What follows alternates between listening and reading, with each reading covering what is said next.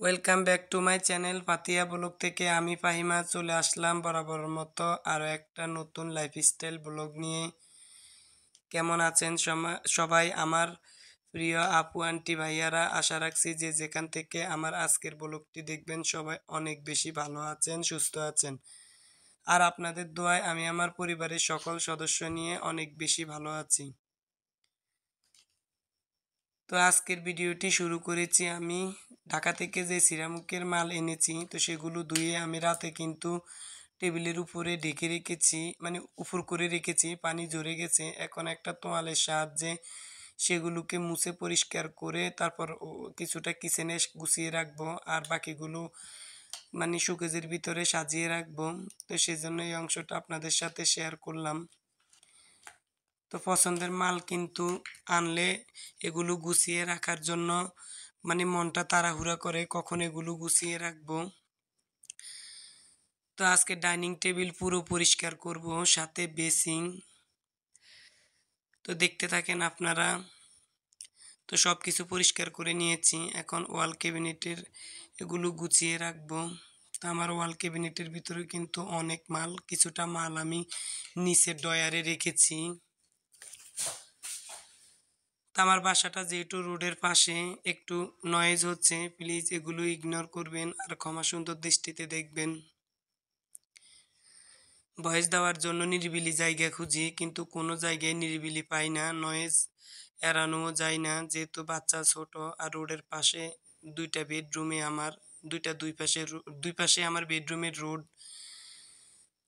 তো যাই হোক, মালগুলো সুন্দর করে গুছিয়ে রেখেছি, এখন আপনাদের সাথে একটু শেয়ার করলাম যে কেমন লাগছে আমার মাল গুছিয়ে রাখাটা। আমাকে কমেন্টস করে জানাবেন। তো ঢাকা কৃষি মার্কেটে যখন গেলাম সিরামিকের মাল কেনার জন্য, মাথা একেবারে নষ্ট হয়ে গেছে। টাকা থাকলে আরও কিছু মাল নিয়ে আসতাম। তো বিভিন্ন পেজের চেয়েও কৃষি মার্কেট থেকে মাল আনতে গেলে একেবারে রিজনেবল প্রাইসে আনা যায়। তারপর চলে আসলাম ডাইনিং টেবিল পরিষ্কার করার জন্য। তা আপনারা তো টাইটেলে দেখতে পেয়েছেন যে আমি আজকে পুরো ডাইনিং টেবিল পরিষ্কার করে আপনাদের সাথে দুইটা রেসিপি শেয়ার করব। তো এখন ডাইনিং টেবিলটা পরিষ্কার করব, সেটাই শেয়ার করতে এসেছি। তো টিউলিপ ফুল প্রচুর পরিমাণে ময়লা হয়েছে, এগুলো কিভাবে পরিষ্কার করব বুঝতে পারছি না, যেহেতু অনেক দিন ছিলাম না। তো পুরা বাসায় একেবারে ক্লিন করে নিয়েছি, ডাইনিং এরিয়াতে বাকি ছিল। তো আজকে ডাইনিং এরিয়াতে পরিষ্কার করব। তো অফ ক্যামেরায় কিন্তু আমরা সকালে ভাত আর ডাল আর ডিম ভাজা আলুর ভর্তা দিয়ে খেয়ে নিয়েছি সবাই, যেহেতু ছেলে সকাল সকাল স্কুল, অনেক তাড়াতাড়ি ঘুম থেকে উঠেছি। তো সুন্দর করে ট্রেটা পরিষ্কার করে তারপর এখানে টি পটটা মানে মিল্ক পটটা রেখেছি, আর এই মিল্ক পটটা আমি স্পুন রাখার জন্য এনেছি।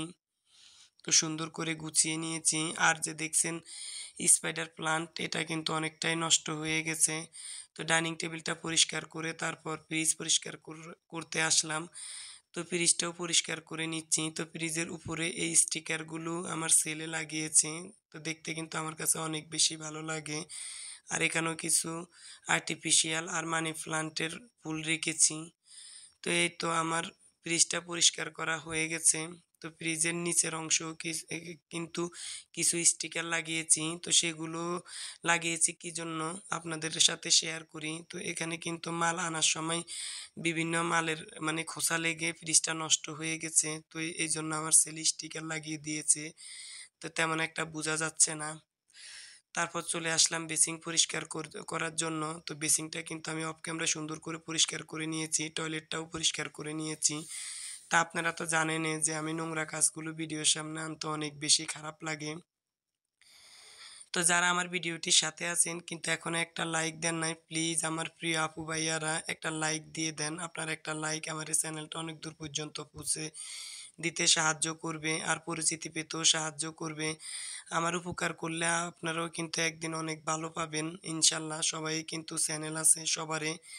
তো যাই হোক, আমি কথা বলতে বলতে কিন্তু আমার বেসিং এরিয়া পরিষ্কার করে নিয়েছি।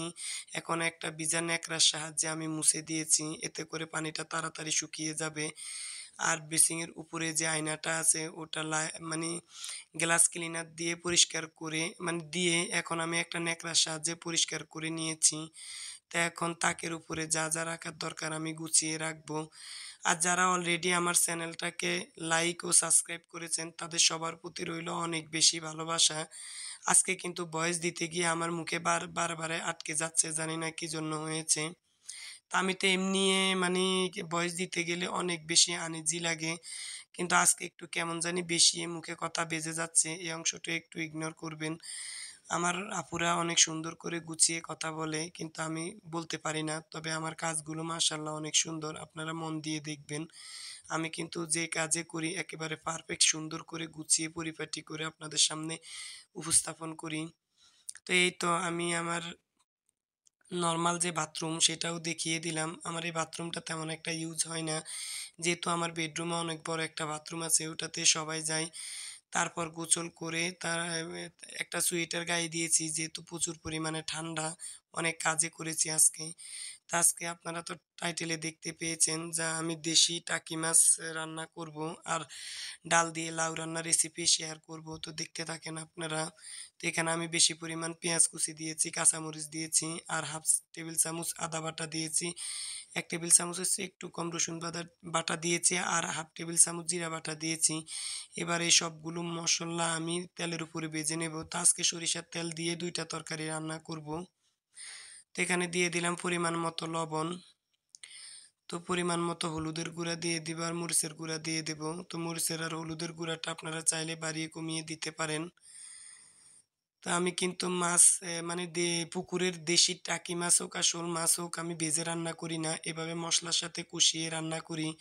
তো এটা কিন্তু অনেক বড়, বড় টাকি মাছ আমি ২ ভাগ করে নিয়েছি। তো এই টাকি মাছটা কিন্তু এভাবে কষিয়ে তারপর যেকোনো তরকারি দিয়ে রান্না করলে শীতকালীন সবজি দিয়ে অনেক বেশি মজা। আপনারা ট্রাই করতে পারেন আমার এই রেসিপি অনুযায়ী। তো এখন পরিমাণ মতো আমি পানি দিয়ে দিয়েছি কষিয়ে।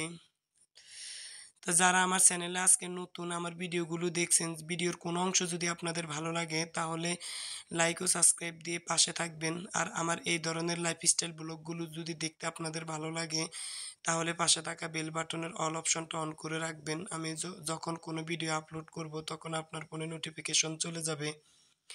তো এই তো মাছটা কষানো হয়ে গেছে। এখানে আমি নতুন আলু, বরবটি আর টমেটো কেটে দিয়ে রেখেছি। তো সেগুলো এখন দিয়ে দেব। তো মাছটা আর তুলবো না যেহেতু টাকি মাছ কিন্তু অনেক শক্ত ভেঙে যাবে না।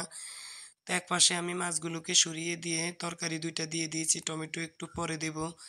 আর এখন ঢাকনা দিয়ে ঢেকে দেব সিদ্ধ হওয়ার জন্য।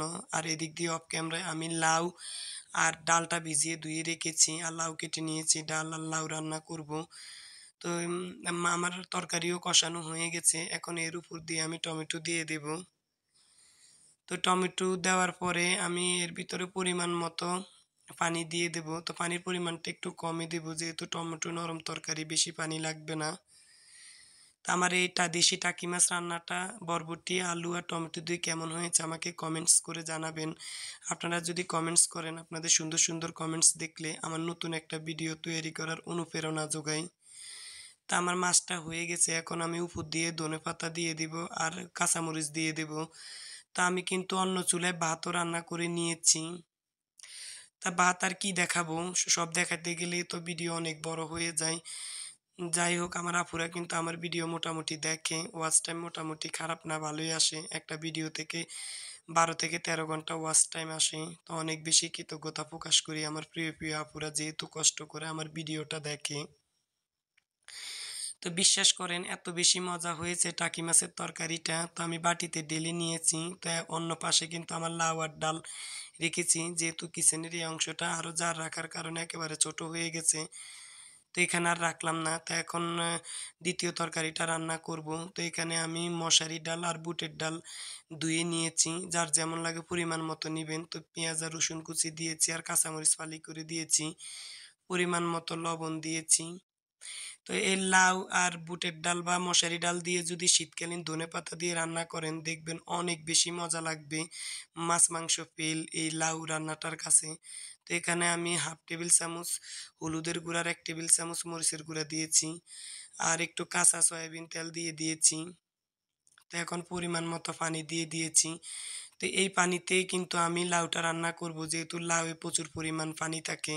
তো দ্বিতীয়বার আর পানি অ্যাড করব না, এখন ঢাকনা দিয়ে ঢেকে দিয়েছি। তা আমার প্রিয় প্রিয় আপুদের উদ্দেশ্যে বলছি, যারা আমার নতুন মানে আইডিতে নতুন যুক্ত হচ্ছেন তারা কিন্তু স্প্যাম কমেন্ট করে যাচ্ছেন, প্লিজ স্প্যাম কমেন্ট করবেন না। তার কি বলবো? তো এখন আমার লাউ রান্নাটা হয়ে গেছে। তা আমি কিন্তু সরিষার তেল দিয়ে অফ ক্যামেরায় বাগারটা রেডি করে রেখেছি। তো ডালের ভিতরে দিয়ে দিয়েছি। দেখেন ধনেপাতা আর লাউ কত সুন্দর হয়েছে রান্নাটা। তো কেমন হয়েছে কমেন্টস করে জানাবেন। তারপর খাবারটা খেয়ে বিকেলে আমি একটু এসেছি মানে ফুল নেব। ওই যে আমার হাসব্যান্ড আমার ফুল গাছ নষ্ট করে ফেলছে। তো এখন আমি ফুল গাছ নেওয়ার জন্য আমাদের কাছে একটা ব্রিজ আছে। তো ওখানে বিশাল বড় মানে খাল। ওই খালে কিন্তু ট্রলার দিয়ে ফুল গাছ নিয়ে আসে। বিভিন্ন পদের ফুল গাছ। তো আমি সেই অংশটা আপনাদের সাথে একটু শেয়ার করলাম। তো এগুলো সবই আউটডোর প্লান্ট। তো যেহেতু আমার ব্যালকনির স্পেস কম প্লাস রৌদ্র তেমন একটা পড়ে না, তো এগুলো আর নিয়ে কি লাভ? তো আমি একটা ইনডোর প্লান্ট আর টাইম ফুল নিয়েছি, এই যে এই ফুলটা নিয়েছি আর এই দুইটা ফুল। তো টাইম ফুল আর একটা মানে ক্যালেন্সা না কি নামক একটা ফুল নিয়েছি, সেটা আপনাদের পরের ভিডিওতে দেখাবো এটা কি ফুল। তো যাই হোক ফুল গাছগুলো মাসাল্লাহ অনেক বেশি সুন্দর। তো এখানে কিন্তু বড়ই গাছ, লেবু গাছ অনেক গাছে আছে, বিভিন্ন ফলের গাছও কিন্তু এখানে আছে, কাঁঠাল গাছ, পেয়ারা গাছ। তার একটা গাছে দেখেন কি সুন্দর লেবু ধরেছে। তারপর চলে আসলাম বাসায়। তারপর বিকেলে একটা স্পেশাল নাস্তা তৈরি করব। এটা হচ্ছে লাউয়ের মোরব্বা। এটা কিন্তু আমাদের ভোলার একটা ঐতিহ্যবাহী খাবার বলতে পারেন। তো এখানে আমি বেশি পরিমাণ নারিকেল বাটা দিয়েছি।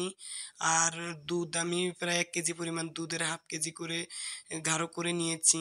আর একটুখানি দুধের ভিতরে আমি গুঁড়ো দুধ গুলে তারপর দিয়ে দেব। তো এই লাউটা একটু ধরেন শক্ত লাউ আছে না? ওই লাউটা আমি পানি আর লবণ দিয়ে সিদ্ধ করে ফেলে দিয়ে তারপর একটুখানি মানে বেশি পরিমাণ চিনি দিয়ে পরিমাণ মতো যার যেমন লাগে, তারপর অল্প পরিমাণ পানি দিয়ে লাউটা সিদ্ধ করেছি ভালো করে। তারপর এর ভিতরে দুধ, নারিকেল দিয়েছি, এখন গুঁড়ো দুধ দিয়ে দিয়েছি। তো এটা কিন্তু ২ দিন পর্যন্ত জ্বালায় রাখলে অনেক বেশি মজা। তো যাই হোক রান্নাটা হয়ে গেছে। কিছুটা আমি ফ্রিজে রেখে দেবো, তার পরের দিন খাবো। এখন একটুখানি নিয়েছি খাওয়ার জন্য। তো সবাই সুস্থতা কামনা করছি। সবাই ভালো থাকবেন। আর আমাদের জন্য দোয়া করবেন। সবাই যাতে সবার কষ্টের চ্যানেল নিয়ে অনেক দূর এগিয়ে যেতে পারে। এই দোয়া রইলো। দেখা হবে নেক্সট ভিডিওতে নতুন কোনো লাইফস্টাইল ব্লগ নিয়ে। সে পর্যন্ত সবাই ভালো থাকবেন, সুস্থ থাকবেন। আল্লাহ হাফেজ। আসসালামু আলাইকুম।